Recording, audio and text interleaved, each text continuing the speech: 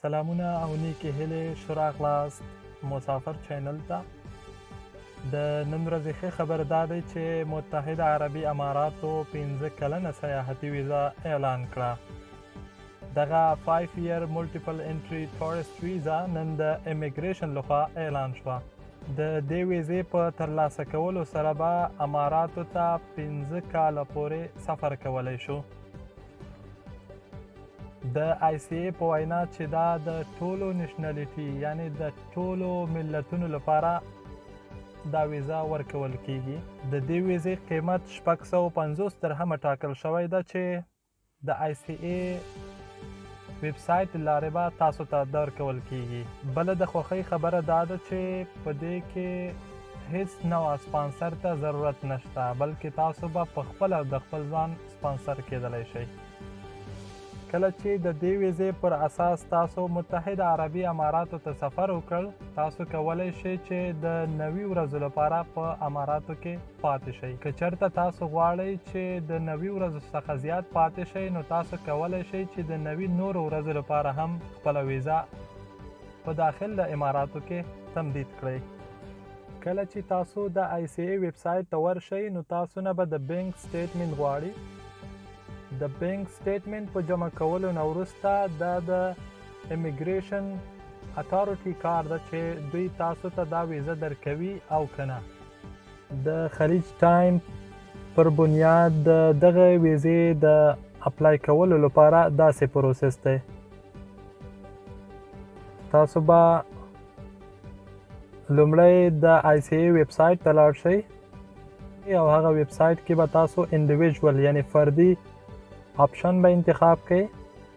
تر هغې وروسته به خپل مکمل معلومات چې په هغې کې ستاسو خپل نوم، خپل ټول معلومات او ادرس چې تاسو داخل دی کې او که بیرون کې هغه به ورکئ. په دویم سټیپ کې به تاسو خپل عکس، فوټو، پاسپورت کاپي او همدارنګه میډیکل انشورنس او مهمه خبره پکې بیا دا ده چې د بینک سټیټمنټ داسې د بینک سټیټمنټ چې هغه د وروستیو 6 میاشتو وي او دغه کس چې دا غواړي دا ویزه ترلاسه کړي، دا کس باید تقریبا د 4,000 ډالرو پورې ولري او یا هم د 4,000 ډالرو معادل پیسې چې د هغه ملک هر رقم کرنسي وي هغه ولري. دریم سټیپ کې به تاسو خپل دغه معلومات چې مو ورکړي یو ځل بیا وګورئ او څلورم سټیپ کې به تاسو د دغه اپلیکیشن چې 650 درهمه دي دا به تاسو جمع کړئ. چې کله مو پیمنټ وکړه د دغه ویزې لپاره، نو تاسو ته به 5م سټیپ کې دا ویزه ستاسو ایمیل ته ولیږلی شي.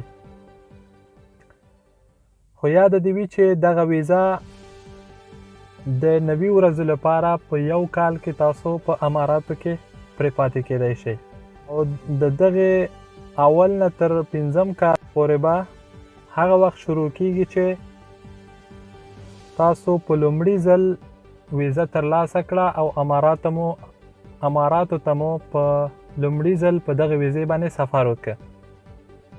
دا د نن ورځې مهم خبر چې تاسو سره مې غوښته چې شریک کړم. هیله د مسافر چینل سره یو ځای شئ، دغه ویډیوګانې د نورو ملګرو سره هم شریک کړئ تر څو نورو ملګرو ته هم فایده ترې ورسیږي. خوشحالي او کامیابي مو غواړم. موږ هم په دعاګانو کې یاد ساتئ. د الله په امان ښه وختونه.